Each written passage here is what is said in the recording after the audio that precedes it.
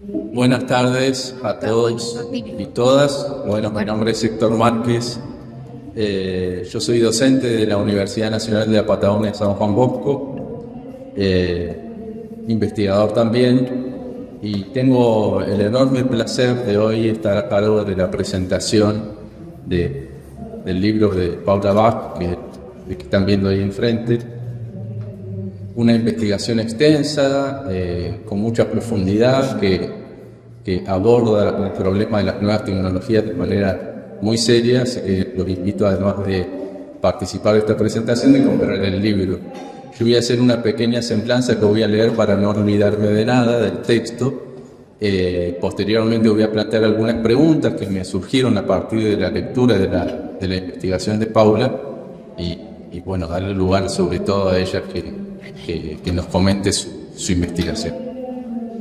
El libro interviene en una de las discusiones decisivas de nuestro tiempo. En una época en que la inteligencia artificial, la robótica y la automatización suelen presentarse como fuerzas capaces de transformar por sí mismas la sociedad, Paula propone un desplazamiento fundamental.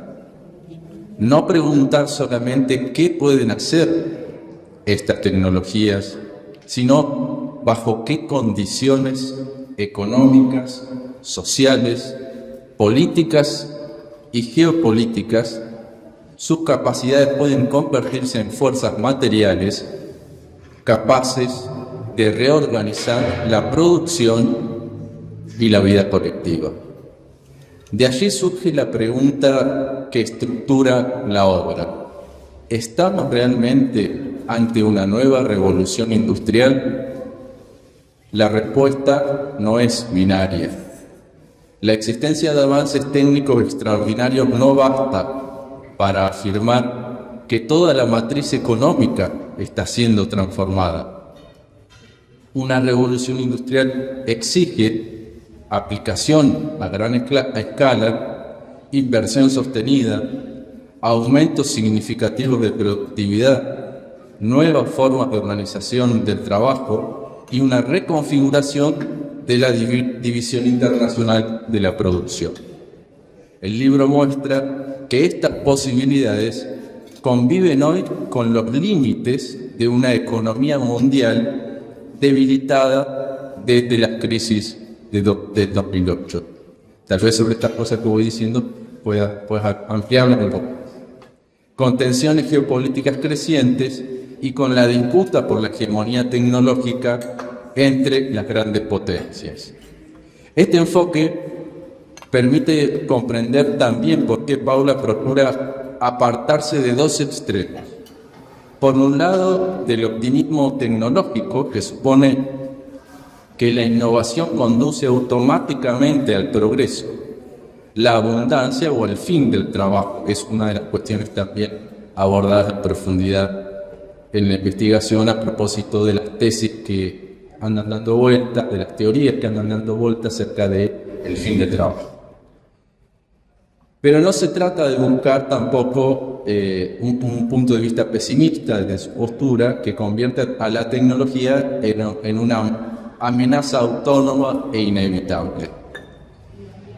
Las tecnologías entonces no son sujetos con voluntad propia, condensan conocimiento, trabajo e historia social, y sus usos dependen de quién la posee, quién decide su orientación y con qué finalidad se incorporan a la producción.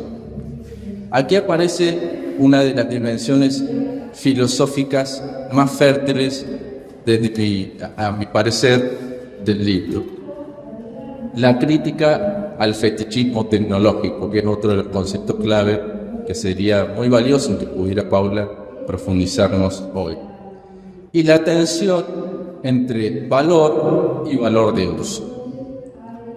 Las nuevas tecnologías contienen una capacidad real para reducir el tiempo de trabajo necesario y ampliar la riqueza social. Sin embargo, bajo las exigencias de valorización del capital, esa posibilidad puede invertirse y expresarse como precarización, subempleo y sobreempleo, desigualdad, obsolescencia programada y deterioro ambiental. Por eso el problema no es simplemente si el trabajo desaparece, sino cómo se distribuyen sus horas, qué trabajos se crean, en qué condiciones y para beneficio de quién. La obra recorre estas cuestiones articulando economía, tecnología, trabajo y geopolítica. Su mayor aporte, a mi entender, consiste en devolvernos una pregunta que los discursos celebratorios y por un lado, y las profecías catastróficas por otro, suelen clausurar. ¿Qué organización social permitiría que las potencias de estas tecnologías se orientaran hacia las necesidades colectivas, la reducción del tiempo de trabajo y el cuidado de la naturaleza? Es como hacer la misma pregunta, pero de otra forma. Esta pregunta tiene una resonancia inmediata en Chubut, donde se anuncian proyectos de centros de datos, generación energética e infraestructura digital como promesas de inversión, empleo y desarrollo regional. Este anuncio lo hace el gobernador de Chubut y sus funcionarios hace muy pocos días y está disponible en la mayoría de los medios gráficos y online también.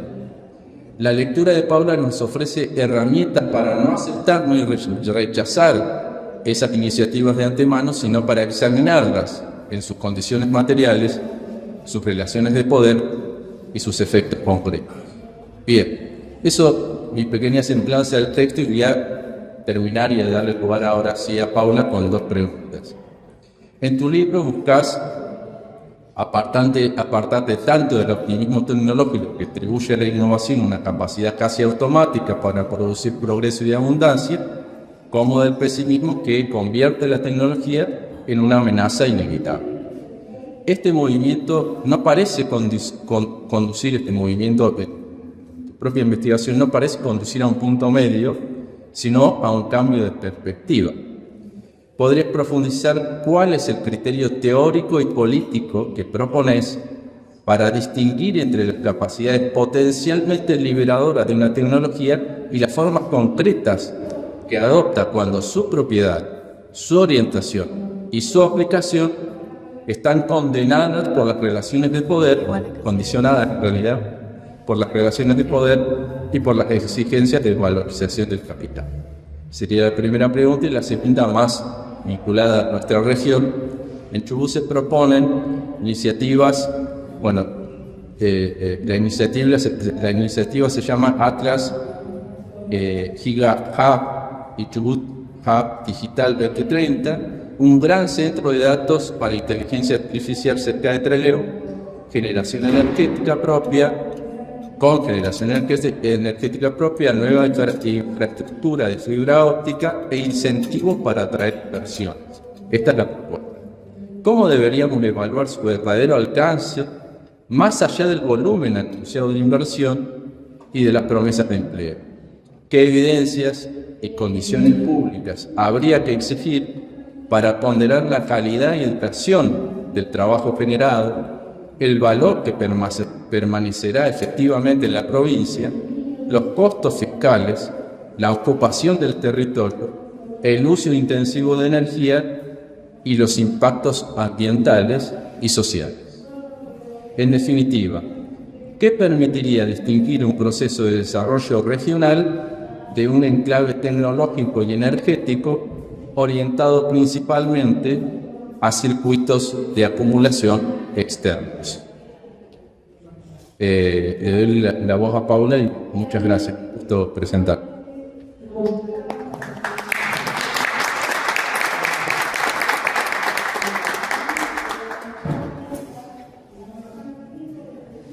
Bueno, buenas tardes.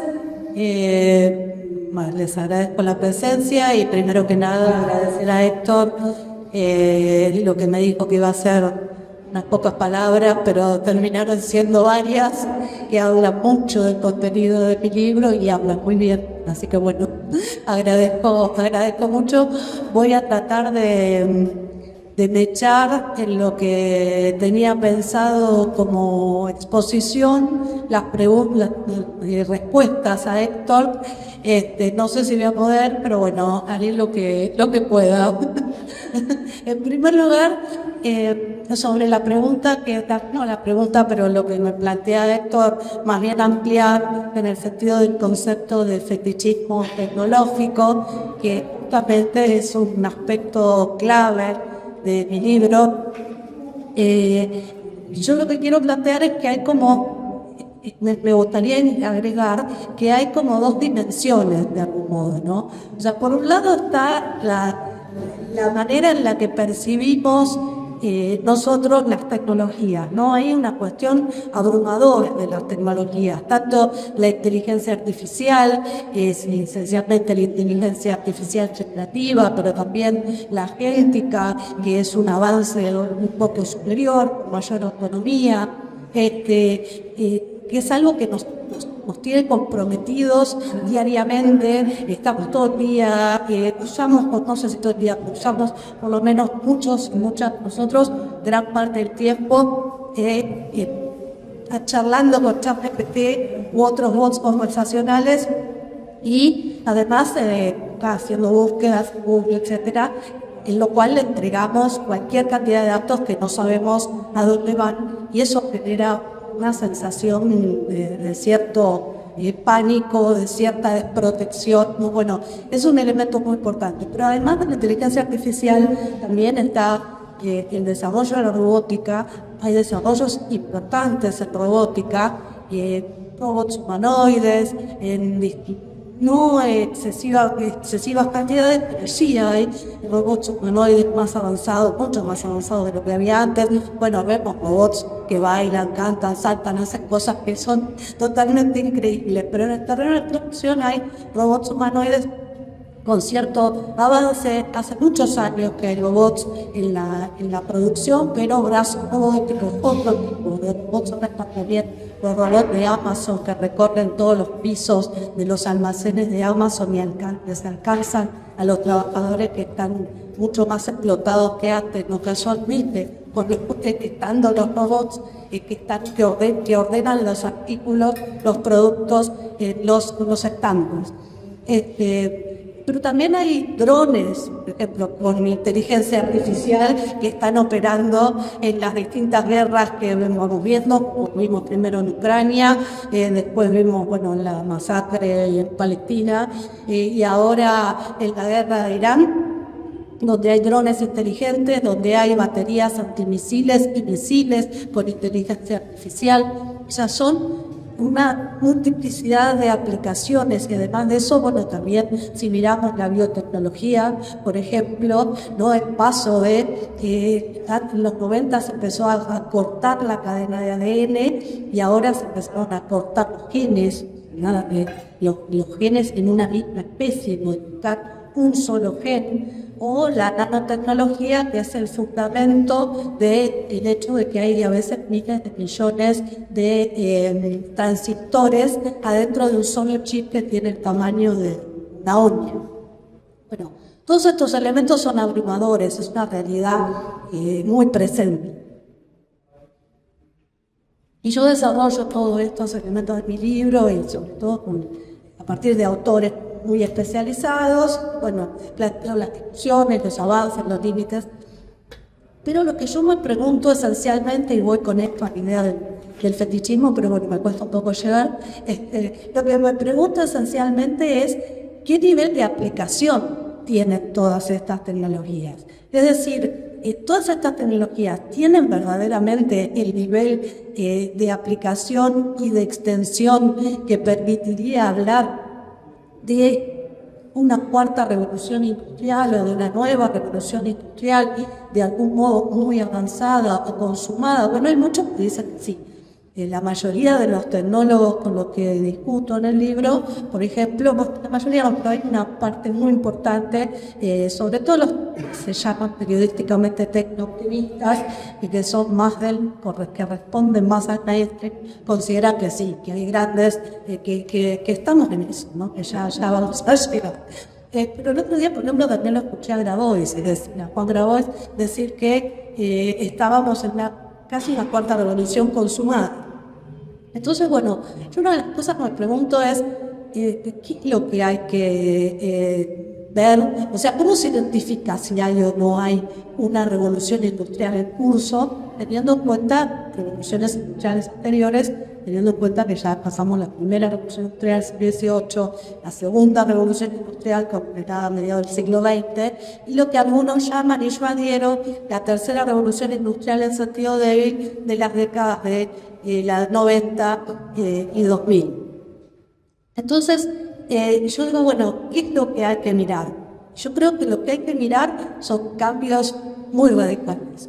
Cambios muy radicales en el paisaje global, cambios muy radicales en el mundo, que el mundo luzca diferente, por decirlo de una manera más sencilla, cambios muy radicales en la economía, o sea, cambios muy radicales en la forma de producir los productos, los servicios, cambios muy radicales en la estructura, en la organización del trabajo, y cambios muy radicales en la vida. Entonces, bueno, a nosotros nos prometen, lo que promete esta nueva revolución industrial es una fusión creciente entre el ámbito digital, el mundo físico, el mundo digital, el mundo físico y el mundo biológico, ¿no?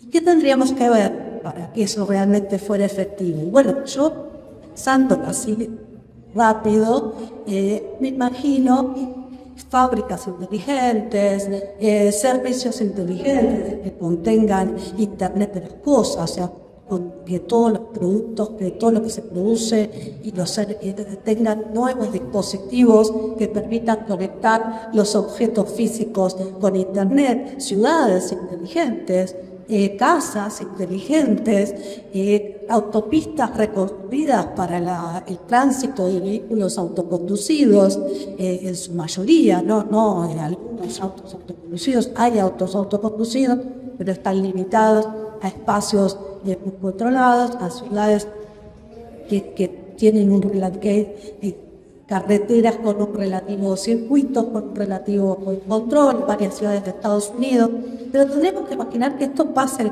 el control y se convierta en algo cotidiano, en algo habitual. Bueno, todo eso es lo que yo considero, o creo que todos podemos estar de acuerdo en que no sucede.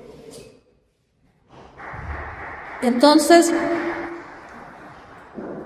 yo ahí veo un punto muy importante porque, a decir verdad, de todo lo que yo nombré anteriormente, lo más avanzado de todo es la inteligencia artificial.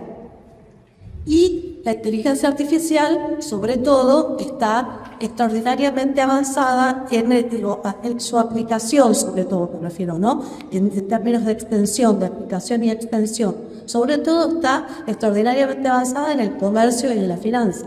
No es que no tenga otros sectores de avance, pero donde modificó de alguna manera la vida es en el comercio y la finanza, que es lo que vemos todos los días en el comercio. Con la finanza no lo vemos tanto, pero también está todas las aplicaciones, todo lo que ya conocemos. Entonces, la contradicción que yo veo ahí es que hay una dicotomía entre la inteligencia artificial y el resto de la economía. Y esta dicotomía se expresa en gran parte en términos económicos, porque en términos económicos, por ejemplo, hoy vemos en Estados Unidos, el periodismo en general hace mucha propaganda de una idea, y machaca una idea. Entonces, por ejemplo, escuchamos todo el tiempo las grandes inversiones. Es verdad, hay enormes inversiones en inteligencia artificial. Dicen que este año llegarían a $700.000 millones. Es una barbaridad. Ahora, la misma contradicción que se produce entre la inteligencia artificial y el resto de la vida decirlo así sencillo para referirme a todo lo que nombraba antes, o el resto de la producción, el resto de la economía, el resto de las cosas, también se produce en términos económicos, porque en términos económicos la inversión en Estados Unidos, en el resto de los sectores, es muy lenta, es muy baja, e incluso hay bancos, o sea, representantes de bancos como Goldman Sachs, muchos otros también, que dicen que si se quita la inteligencia artificial, la inversión en Estados Unidos pasaría a ser prácticamente negativa.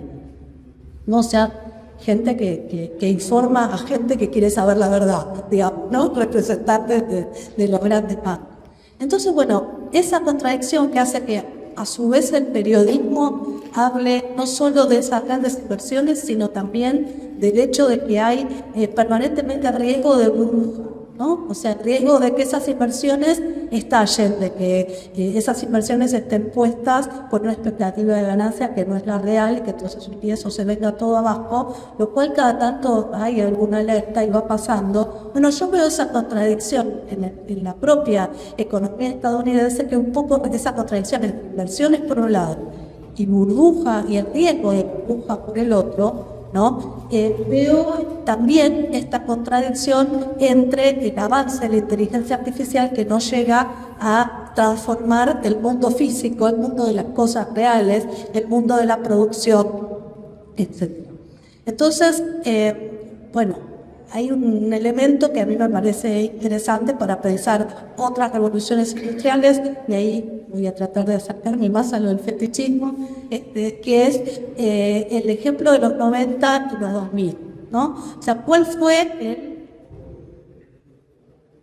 el avance principal en los 90 y los 2000?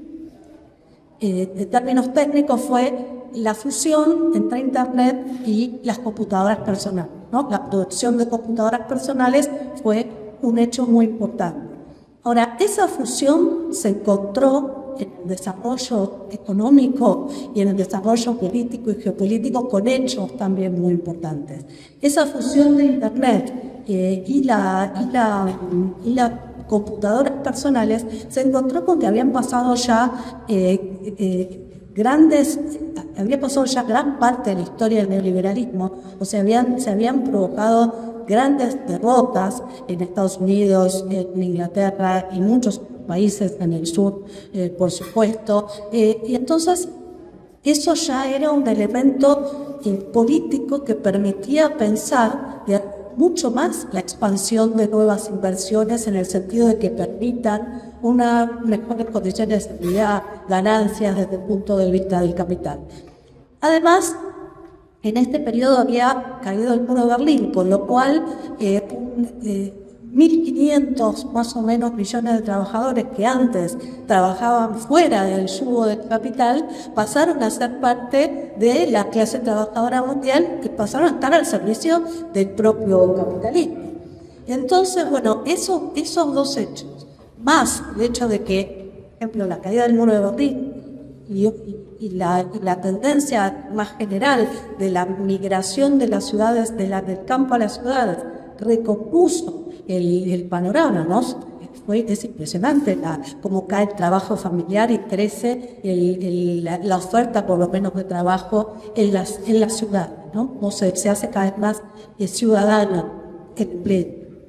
Ese elemento, además de la conformación de las cadenas de valor. La conformación de las cadenas de valor cambió el mundo. La globalización fue posible porque hubo fusión entre Internet y las computadoras personales, pero a la vez porque hubo derrotas, porque hubo neoliberalismo, porque hubo caída del muro de Berlín, porque eso permitió fragmentar el trabajo a nivel global de una manera que no había pasado nunca. Y esa fragmentación permitió a la vez, por ejemplo, automatizar relativamente sectores de economías centrales como la economía estadounidense o algunos países europeos, y a la vez crear masas gigantescas de trabajo muy barato, ¿no? Provenientes sobre todo de China y de los estados de Europa del Este, de China, utilizada sobre todo por Estados Unidos, ¿no? Las inversiones a partir de 2001 de Estados Unidos hacia China son gigantescas,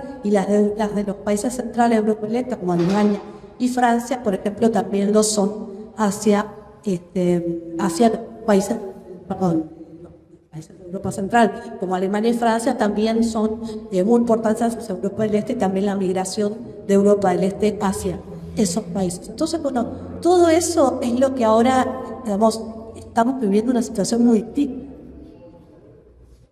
Incluso un elemento que leí el otro día, que nombra un estratega interesante, es por ejemplo el hecho de que la guerra de Irak en el 91, el hecho de que Estados Unidos haya ganado la guerra de Irak, generó un nivel de estabilidad enorme. Entonces es muro de Berlín, la guerra de Irak. Bueno, todo esto ahora está pasando, para decirlo de alguna manera, el espectro, como todo lo contrario, crisis de la globalización, límites en términos de ahí voy, la crisis del 2008, ahí aparecen, ¿no?, las consecuencias de la crisis del 2008, no sé si ustedes recuerdan, la crisis económica financiera de 2008, que fue la más profunda desde la crisis de la década de 1930. Esa crisis la contuvieron, pero sin embargo no lograron, o sea, no consiguió la crisis se contuvo en 2 o 3 años, pero sin embargo la recuperación económica que comenzó a partir de 2010 fue notablemente débil. Y ese panorama está ahora, es el escenario que tenemos ahora. Y los elementos de debilidad se notaron en parte del crecimiento del Producto Bruto, pero también, sobre todo, en la caída del comercio mundial, en la caída, en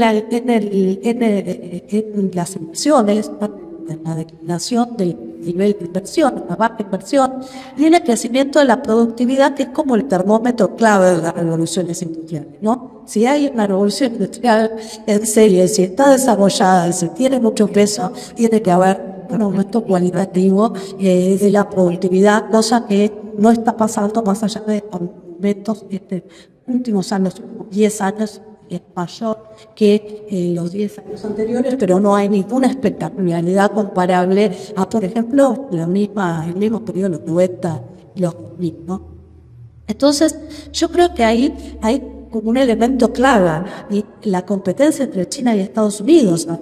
Que el problema de que Estados Unidos y China, que eran absolutamente nunca jamás, pero eran muy complementarios económicamente, ahora tienen la contradicción de que siguen siendo muy interdependientes económicamente, pero tienen una competencia total por el mundo. Entonces, a eso se suma la declinación de la propia hegemonía estadounidense. La guerra de Irán es un elemento muy interesante, porque la guerra de Irán es todo lo contrario de la guerra de Irak, ¿no? En el sentido de que es una guerra a la que Estados Unidos fue, bueno, la presidencia de Donald Trump, pero yo creo que no es solo el problema de Donald Trump, sino que Donald Trump es un emergente de la crisis de Estados Unidos, ¿no? Entonces fue a una guerra sin objetivos claros, más que imponer su impronta, y le fue mal. Entonces, no militarmente, lo sabemos, pero sí políticamente. Entonces, la guerra de pensar, por ejemplo, las inversiones necesarias en el marco de la crisis de la guerra de Irán, del estrecho de Hormuz, ¿no? que se terminó convirtiendo además en poniendo nuevos problemas. El problema del estrecho de Hormuz no estaba. El estrecho de Hormuz apareció como nuevo problema a partir de la invasión, a partir de la guerra de Estados Unidos le hizo a Irán. Le hizo. Entonces, bueno, son todos los elementos que de alguna manera hay que pensar. Para mí es muy necesario pensar el problema más de una reconfiguración del mundo laboral, porque evidentemente la extraordinaria división de la clase trabajadora, la extraordinaria precarización que dejó como legado el neoliberalismo y que sigue haciendo, no alcanza tampoco, porque ahora incluso uno de los discursos es el fin del trabajo. Entonces, muchos dicen, bueno, está bien, no pasó todo eso, pero ya va a pasar. Bueno, y esa es mi gran discusión, porque la idea, y ahí está el problema, la cuestión del fetichismo tecnológico. ¿Qué quiero decir yo con fetichismo tecnológico? Como lo expresó bien Héctor, quiero decir que en el desarrollo de las propias tecnologías está la próxima revolución industrial. O sea que el problema que hay es que a la inteligencia artificial le falta llegar a la inteligencia artificial general y que eso es un problema de los científicos, de los técnicos, de los especialistas. Bueno, a la inteligencia artificial le falta llegar a la inteligencia artificial general, pero justamente todos estos problemas que se plantean a nivel global, a nivel de las guerras, a nivel de la geopolítica, en todo sentido, no son las guerras, sino la competencia tecnológica entre Estados Unidos y China, los elementos de competencia comercial, que también yo veo como una excusa, porque son elementos que existen y que perturban toda la economía. Es una situación general que obstaculiza, pone muchos límites al desarrollo de grandes inversiones, no solo en Estados Unidos, sino en el conjunto del planeta. Entonces, de algún modo, los avances, también los avances técnicos, están relacionados a la posibilidad de los avances en el terreno físico, ¿no? En el terreno real, en el terreno de la economía, en el terreno de los espacios. El capitalismo crea permanentemente nuevos espacios. Por ejemplo, creó en la década del 90 y los 2000 y se hizo de todo lo que eran servicios personales y organizó en forma capitalista gran parte de los servicios personales, no como las cadenas de comida, las cadenas de peluquería, la limpieza organizada de servicios de limpieza, ¿no? La terciarización de montones de empleos, como por ejemplo los administrativos en la fábrica. Bueno, crean nuevos sectores donde emplean nuevas cantidades de trabajadores y es que busca emplear cantidades de trabajadores particularmente precarios. Entonces, desde el punto de vista del problema del trabajo, que esto es algo que me interesa mucho hablar, no sé cuánto tiempo me queda. Son de 20 minutos, quedarían 20 minutos. ¿Quedarían 20 minutos? Son 18:50. Bien. Bueno, el problema del fin del trabajo es particularmente, creo yo, interesante porque justamente, como también decía Héctor, el trabajo en el capitalismo, yo creo que es imposible el fin del trabajo en el capitalismo. Porque el capitalismo, la sustancia de la ganancia, más allá de las formas retorcidas en las cuales eso se termina evidenciando, la fuente, la base de la ganancia es trabajo. Y es trabajo como pago. Un concepto complejo, no lo voy a explicar acá. Yo me dedico mucho en el libro a explicar este problema, porque es evidente que el fin del trabajo es un gran discurso, que no es nuevo, que por ejemplo Jeremy Riskin, que escribió un libro que se llama justamente El fin del trabajo, que si no me cae mal, creo que es El fin del trabajo, bueno, ahora escribió otro donde vuelve a plantear otras cosas también muy importantes, pero vuelve a replantear, dice que nunca más presente que hoy el fin del trabajo, pero resulta que cuando lo planteó él, la clase trabajadora mundial era 1.500 millones y pasó a ser por lo menos la oferta de fuerza de trabajo que tiene 3.000 o 2.800. Entonces, bueno, y además, si nosotros calculamos ahora la cantidad, yo hice un cálculo de la cantidad de horas de trabajo por persona, digamos, si se suman todas las horas de trabajo, si por fuera de los sectores que tienen pleno empleo, de los sectores que tienen empleos parciales, de los sectores que tienen empleo una vez por semana, que la OIT lo considera como que trabajan y no están desocupados. Pero más allá de si están desocupados o no están desocupados, suman horas. Entonces, todas esas horas se suman y se dividen en la cantidad de población con capacidad de trabajar, y eso está trabajando, perdón, esa cantidad de horas disminuyó en los últimos 20 años aproximadamente un 5%. O sea, prácticamente nada si se compara con lo que aumentó la productividad del trabajo, que en esos mismos 20 años, en términos acumulados, creció alrededor de un 60%. Entonces, trabajamos lo mismo, en realidad, o más, que hace 20 años, más, en realidad, que hace 20 años, y la productividad, es decir, la capacidad de las tecnologías, junto con otros instrumentos, junto con los trabajadores, de producir, refiero como lo físico, como servicio, como lo que sea, ¿no? Productos en un tiempo cada vez menor, aumentó el 60%, es decir, cada vez es más posible, ¿no? Hay más posibilidad, está más estricto que trabajen menos y que produzcamos más. Porque trabajamos más, producimos más, pero recibimos menos. Recibimos cada vez menos porque los salarios son cada vez peores, o porque por los niveles de precarización, o por los servicios que van liquidando.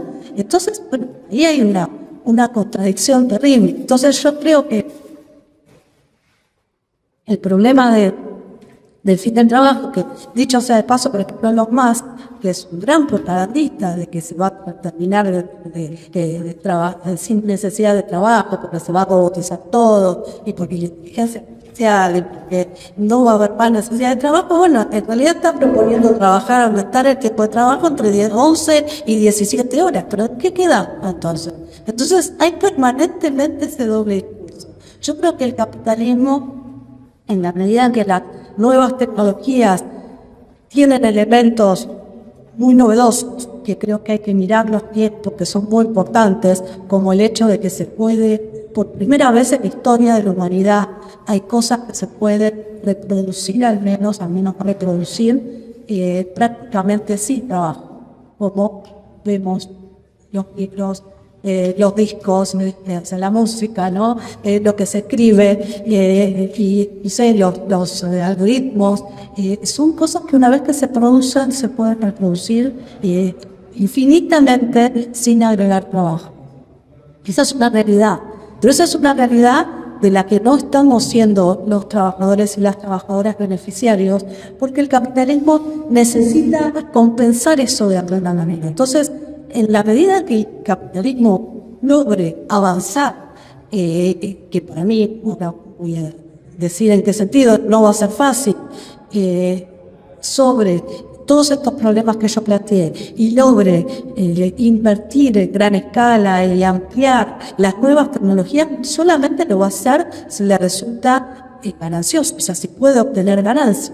Y el problema es que para eso es posible que en determinados segmentos, que en determinados sectores se automatice el trabajo y se eliminen empleos, se elimine gran cantidad de empleos.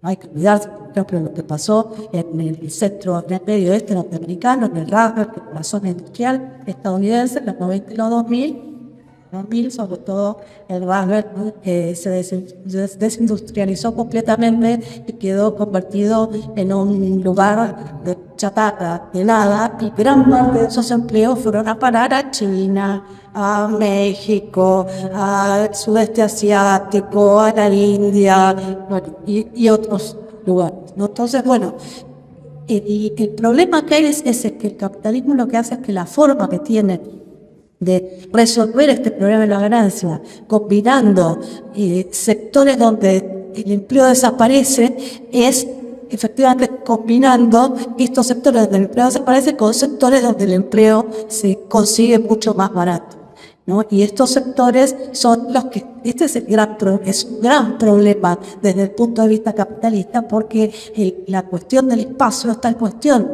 Entonces lo que Estados Unidos consiguió en China ahora está cuestionado. Entonces, a decir verdad, entre Estados Unidos y China cuestionan quién va está en cuestión quién va a avanzar sobre los distintos espacios. De alguna manera, de forma laberíntica, pero de alguna manera el aumento de las guerras tiene que ver con esa necesidad de avanzar sobre determinados espacios y de conseguir zonas en las cuales se pueda obtener trabajo barato, pues en forma directa, no es la causa de la guerra de Vietnam, por ejemplo, pero el problema en Estados Unidos con China tiene un gran problema porque con Taiwán, ejemplo, ¿no? En lugar de Taiwán entre Estados Unidos y China, y recordemos que la mayor parte de los semiconductores se producen en Taiwán y Corea del Sur, pero la mayoría de los más especializados se producen en Taiwán. Bueno, y ahí hay problemas porque Taiwán es un problema en términos geopolíticos, está entre Estados Unidos y China, ¿no? Y entonces, bueno, el problema es que Estados Unidos no puede producir al nivel de salarios que produce Taiwán o que produce China. Y además Estados Unidos tiene una gran dependencia en la propia China. Entonces ahí hay problemas que no se pueden resolver de manera sencilla. Por eso yo creo que la resolución del problema en términos espaciales, llamo que es este problema de cómo captar espacios en términos globales en distintos sentidos, pero también espacios geográficos, pero espacios también para crear nuevas áreas de expansión económica, como este problema está muy íntimamente relacionado con las guerras, que también el problema de la posibilidad de hacer rentables las nuevas tecnologías en términos de una nueva revolución industrial también está íntimamente asociado a la posibilidad de un salto en los niveles de explotación del trabajo, incluso un salto muy superior al que conocemos, lo cual implicaría mínimo derrotas o avances a nivel de las que ya vimos en los 90 y los 2000, más allá de todo lo que vamos viendo, ¿no? O sea, yo digo que es mucho más lo que hace falta para hacer efectiva una cuarta revolución industrial. Bueno, en ese sentido, una de las cosas que me parece, bueno, que esto también mencionó, que me parecen más importantes, es pensar, bueno, cómo relacionar, cómo pensar las tecnologías de otra manera, ¿no? Porque evidentemente hay un problema que tiene que ver no con las tecnologías mismas, que son la amenaza permanente, pero la amenaza permanente es que las tecnologías nos van a sacar trabajo, que los robots nos van a sacar trabajo, que la inteligencia artificial, pero la inteligencia artificial, la tecnología, los robots son grandes conquistas de la historia de la humanidad, son el producto de la inteligencia humana de siglos concentrada, son la derivación de múltiples revoluciones industriales y del conocimiento humano. Entonces, no son las tecnologías las que nos van a sacar el trabajo. En todo caso, sí es el capitalismo, los dueños de esas tecnologías, los que no nos van a sacar el trabajo, algunos sí y otros nos van a superexplotar mucho más aún, sino que intentarán establecer formas de trabajo cada vez más brutalmente explotadas, divisiones de trabajo cada vez más irracionales desde el punto de vista de esas posibilidades enormes de la tecnología, que es producir cada vez menos trabajo, incluso elementos puntuales, parciales, donde se produce a costo cero, o sea, casi sin empleo, y sin embargo la amenaza es cada vez mayor explotación, cada vez más guerras, cada vez más destrucción de la naturaleza, y no solo, cada vez más productos inútiles, porque el capital, a la vez que crea trabajos nuevos, también incorpora productos que no tienen ningún sentido, valga la redundancia, porque opera lo que se llama la obsolescencia programada, porque necesitan producir cada vez más cantidad de cosas, cada vez más perecederas. Entonces, el hecho de que sean perecederas hace que cada vez tengamos con el salario cada vez más reducido que correr atrás de cosas que podrían ser duraderas, pero no las hace perecederas porque necesita vender más y realizar ese trabajo que no hace falta. Con toda esta locura, yo lo que planteo es que es necesario avanzar sobre precisamente cuestionar el problema de la propiedad de la tecnología. o sea, quiénes son los propietarios de las tecnologías y si esa propiedad es legítima, que yo creo efectivamente no lo es. Entonces, bueno, yo en el libro discuto la cuestión discuto sobre todo con dos autores este tema, con Zrizek y Williams, que son dos autores que son postcapitalistas, una visión más bien tecnologista, muy centrada en la idea de la red universal. Yo no me opongo a la red universal, nadie puede oponerse a la red universal con un alivio de la pobreza, pero el problema que hay es la idea de que como se va a trabajar cada vez con menos trabajo, la idea, estoy simplificando mucho a estos dos autores, pero para darles una idea a ustedes, la idea es que no importa, salgamos de las fábricas, peleemos por una red universal, organicémonos, salgamos. Y yo creo que ahí está el problema central, porque el problema que hay es dejarle las tecnologías justamente a los grandes capitales. Entonces el problema es la red universal, podemos pelear por la red universal, pero la clave es que tenemos que discutir la propiedad privada de los medios de producción. Necesitamos una profunda unidad entre todos los distintos segmentos de la clase trabajadora, entre los ocupados a tiempo completo, entre los ocupados a tiempo parcial, entre los sindicalizados, los no sindicalizados, los trabajadores de las apps, los trabajadores de las aplicaciones, ¿no? Los enormes segmentos que hay de trabajadores precarios que no tienen ningún tipo de organización en Argentina, gastronómicos, en estética, ¿no? Toda la peluquería, bueno, etcétera, incluso trabajadores que no son directamente asalariados, pero que tampoco explotan trabajo ajeno, también están interesados en una redistribución de las tecnologías, en una dirección de las tecnologías totalmente distinta a la que genera el capitalismo. Bueno, entonces en ese sentido yo planteado una discusión bastante desarrollada en el libro, centrada sobre todo en esta necesidad, ¿no? Que estos autores, pues Zrizek y Williams, le ponen el nombre de hegemonía tecnológica, reconquistar la hegemonía tecnológica, pero ellos lo dicen en otro sentido y yo les agarré el nombre y me lo apropié y les di un sentido que no es el que ellos dicen,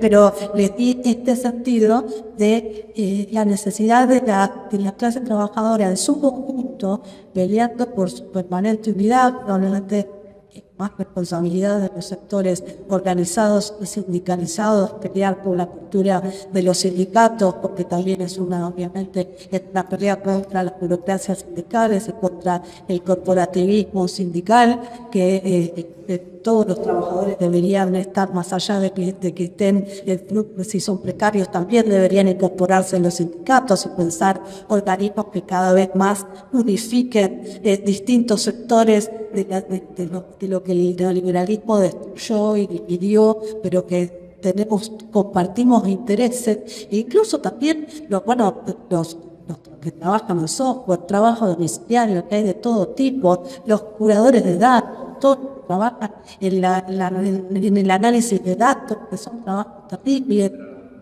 en el filtrado, que son trabajos pero absolutamente explotados, y no solo explotados, sino que hay gente que queda mal de la cabeza, que tiene que discernir qué cosas se pueden ver y qué cosas no, y entonces a veces tienen que ver cosas terribles.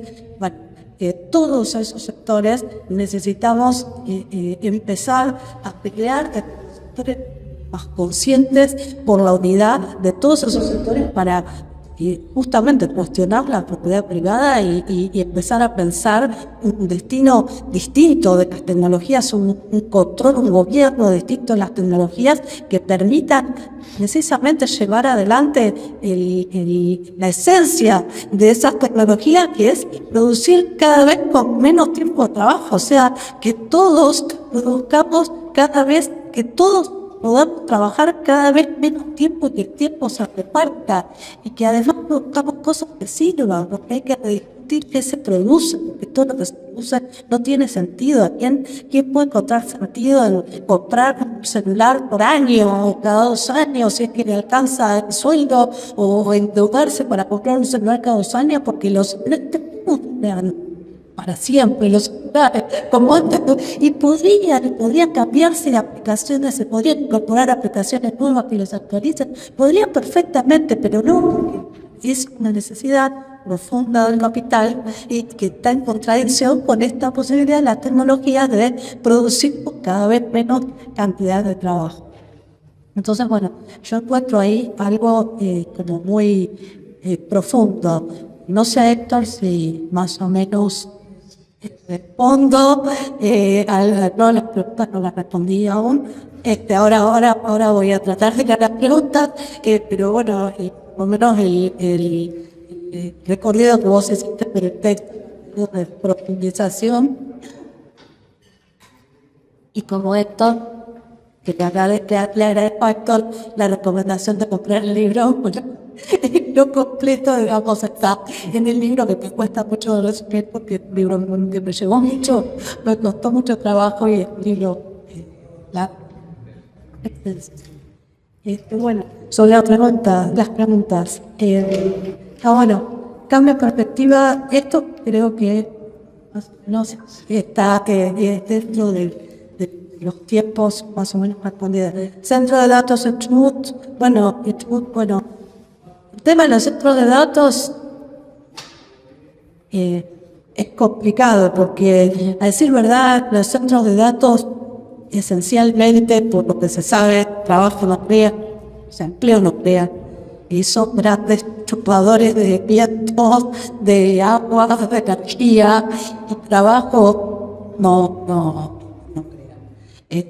Así que en realidad tienen una forma esencialmente extractiva, ¿no? O sea, una forma de capitalismo esencialmente extractivo, que es lo que está buscando la llamada 7 magnífica, ¿no? Que son Google, Amazon, Microsoft, Nvidia, Tesla, incluidos siempre me olvido,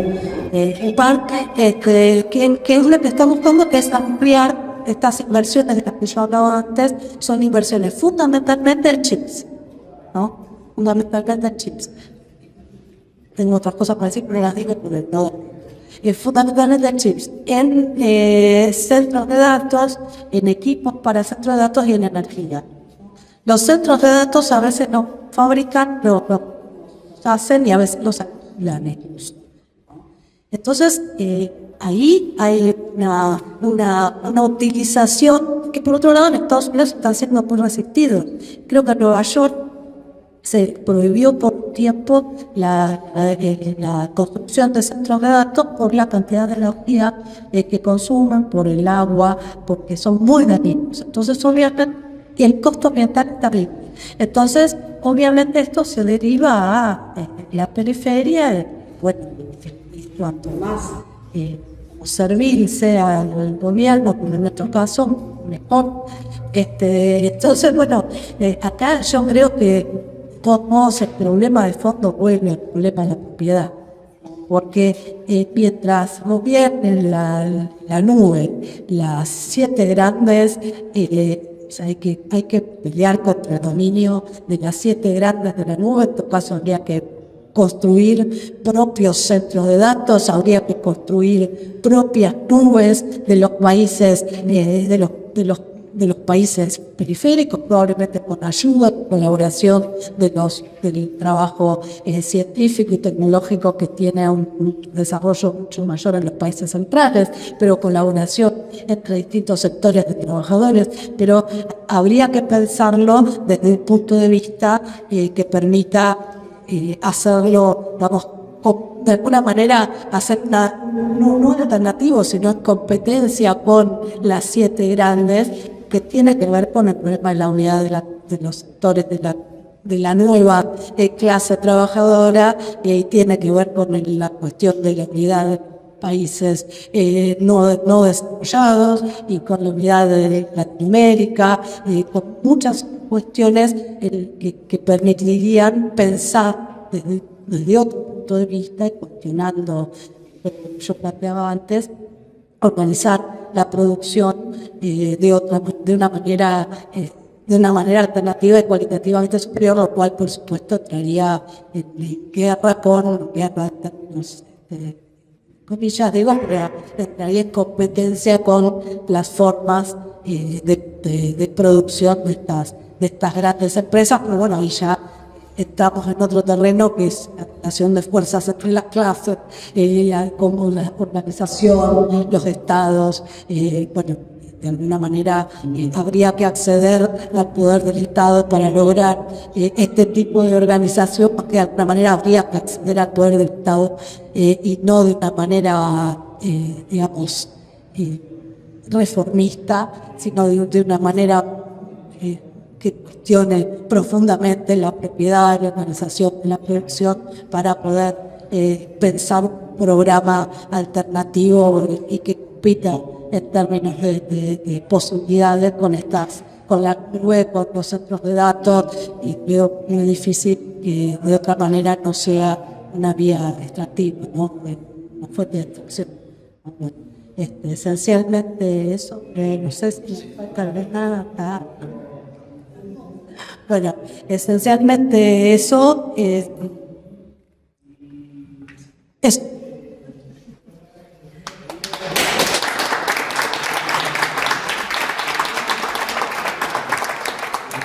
Bueno, gracias. No sé si hay tiempo, queda algún tiempo para preguntas.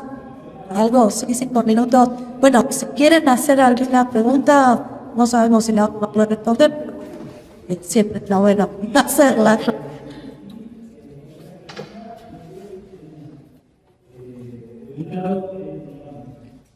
Que se anime.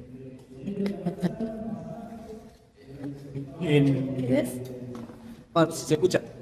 En el proceso de los procedimientos de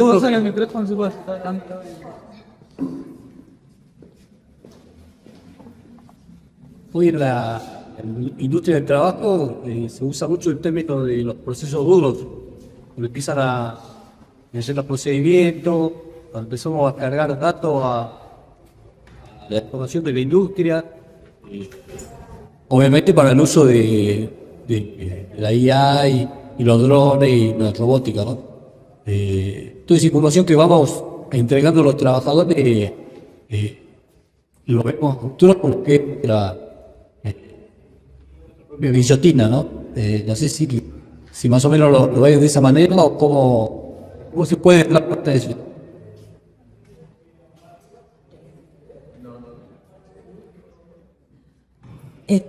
Bueno, ¿se escucha bien? Sí, se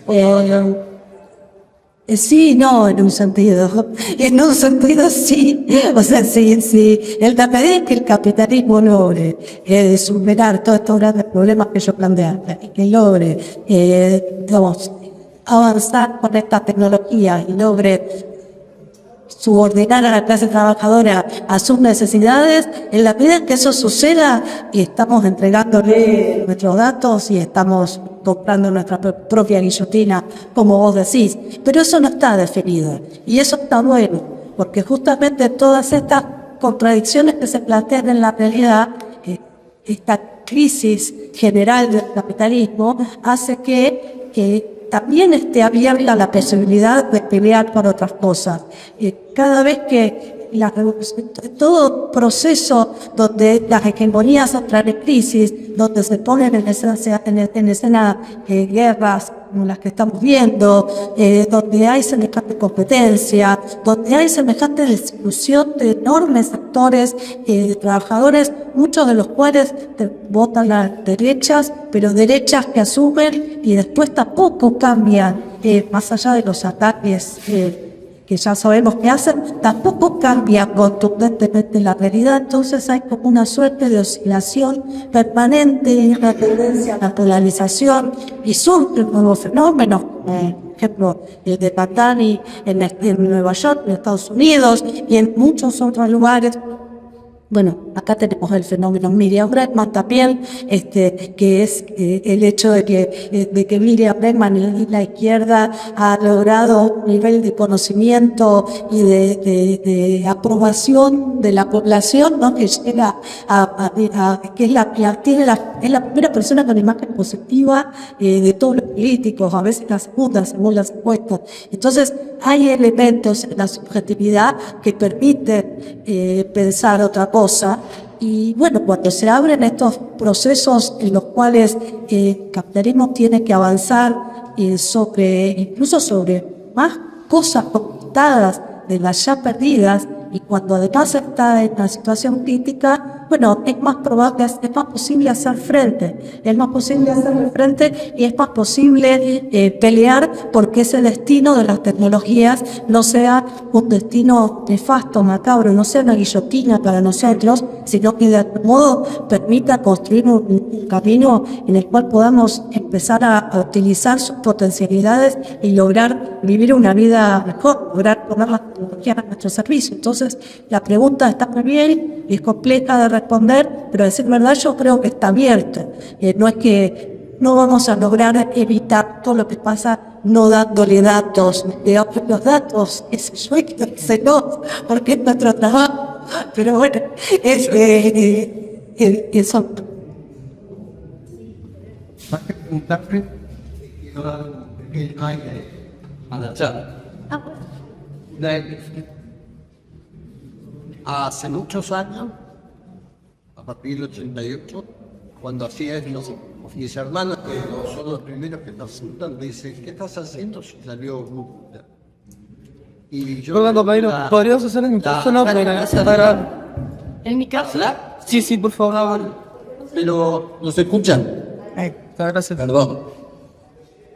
Hace muchos años, en 1988, empecé a dibujar el vector. Toda la Patagonia, de Chile y Argentina. Como no podía poner todos los mapas, hice un libro de 5.400 páginas que tiene hoy, día por día. Tu cumpleaños, señor. Pero todo lo que pasó en ese día, pero no Wikipedia, sino siempre lo he estado, ha hecho muy concreto. Por ejemplo, toda la web de Magallanes, porque se llama Pico Salamanca.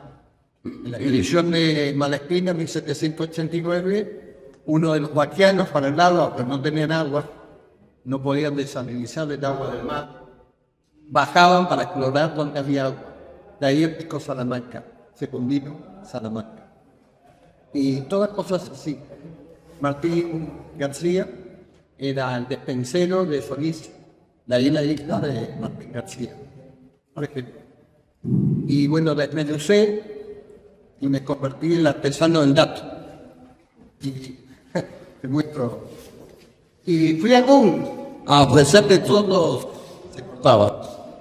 Fui a Google a ofrecerle todos mis mapas y me dijeron que no, que lo suba, porque ellos no trabajaban así. Y después entendí, cuando uno de los de Google se fue, medio enojado, dijo, cuando Google es gratis, Facebook es gratis, Instagram es gratis, y todas las redes sociales, para no ser tan largo, el producto son vos. Entonces yo bajé todas mis páginas web y estoy en solitario 12 horas por día trabajando en la Patagonia, tanto chilena como argentina. Y cuando hablo con la inteligencia artificial, por ejemplo Malvinas, me explica todo lo que es referente a la historia de Malvinas. Y digo, pero yo tengo esta versión. Y para hacerlo breve también, es verdad, dice, existen otras. Y está tan agradable que te invita a que vos le des esa información, así que tampoco el estreno. Y bueno, para finalizar, les muestro lo que no tiene Chubut, la provincia, no tiene turismo de la provincia, no tiene las escuelas de la provincia, pero no porque son dignas, sino que se no está, ni en la web, ni en la inteligencia artificial, no está, no existe. Pues quiero darle ánimo a los que trabajan en cosas por ahí que resulten pequeñas, que ese propósito y la acumulación de hora por día, hora por hora, es exponencial. Exponencial, una cosa que es como una catarata de datos. Digo, para el ánimo de los que dicen, bueno, estás compitiendo con nosotros, yo no veo que sea una competencia. Gracias. Gracias.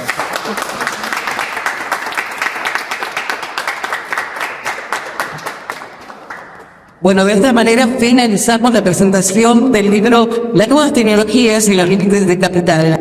Le agradecemos a Paula a la gente que nos acompañó esta tarde, muchísimas gracias. Y a todos ustedes también el agradecimiento por la participación y los invitamos a seguir recorriendo, disfrutando de esta 13ª Feria Internacional del Libro, la más grande de la Patagonia, en todas sus sedes, hasta el 9 de agosto. Muchísimas gracias.